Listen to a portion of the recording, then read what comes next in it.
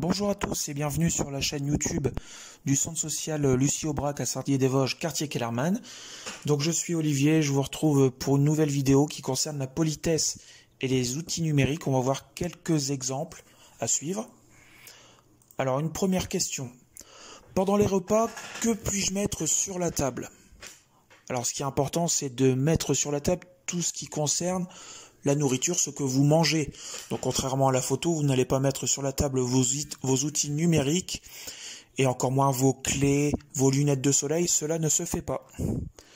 Deuxième question, puis-je mettre des photos personnelles sur les réseaux sociaux?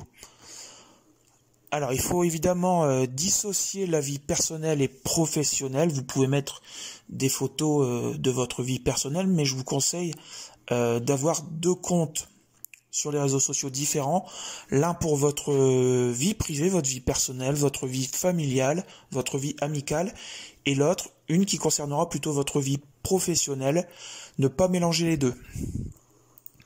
Une première petite pause dans cette vidéo. Merci à vous de vous abonner à notre chaîne YouTube CSL à Kellermann et de mettre des pouces bleus sous nos vidéos. Autre question. Je n'entends plus mon interlocuteur via mon smartphone. Que dois-je faire? Alors, dès que ça commence un peu à grésiller, la conversation est coupée, on a tendance à hurler au téléphone. Ne faites surtout pas ça, c'est pas parce que vous n'entendez pas votre interlocuteur que lui ne vous entend pas. Dites-lui simplement que vous ne l'entendez plus, coupez votre appareil et c'est celui qui a appelé qui devra rappeler dans la minute qui suit. Puis-je avoir mon smartphone personnel au travail? Alors on va au travail, c'est pour travailler, c'est pas pour échanger des textos sur sa vie privée. Donc le smartphone personnel doit être éteint au travail.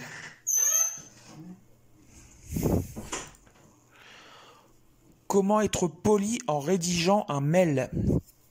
Alors il y a quelques petites règles à respecter quand vous rédigez un mail. Vous ne devez pas écrire en majuscule, cela signifie que vous criez. Vous ne devez pas envoyer de pièces jointes trop volumineuses qui encombrent l'ordinateur de votre destinataire. Et ne mettez pas de couleurs ou une police de caractère illisible. Cela est vraiment incompréhensible. Deuxième petite pause. Continuez après cette vidéo à surfer sur CSL à Kellermann. Il y a plein d'autres vidéos. Et n'hésitez pas à aller liker notre page Facebook Centre Social Lucie Aubrac. Quand puis-je envoyer des SMS? Alors vaut mieux un peu s'isoler pour texter.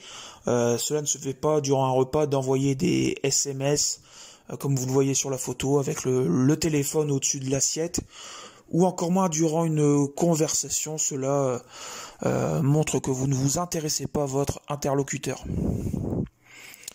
Puis-je utiliser le haut-parleur de mon smartphone?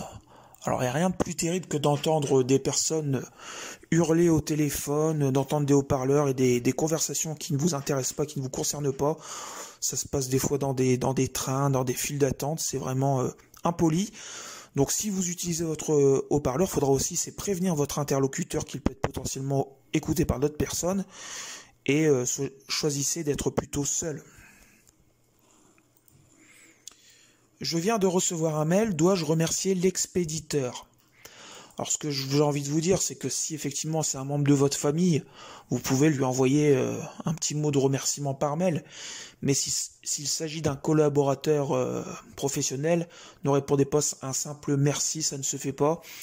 Ça encombre les boîtes mail des collègues qui sont déjà souvent surchargés de mails.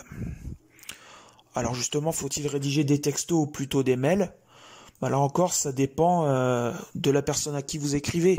Souvent pour la vie privée, on envoie plutôt des textos et pour la vie professionnelle, des mails. Cela dépend aussi de ce que consulte le plus votre destinataire.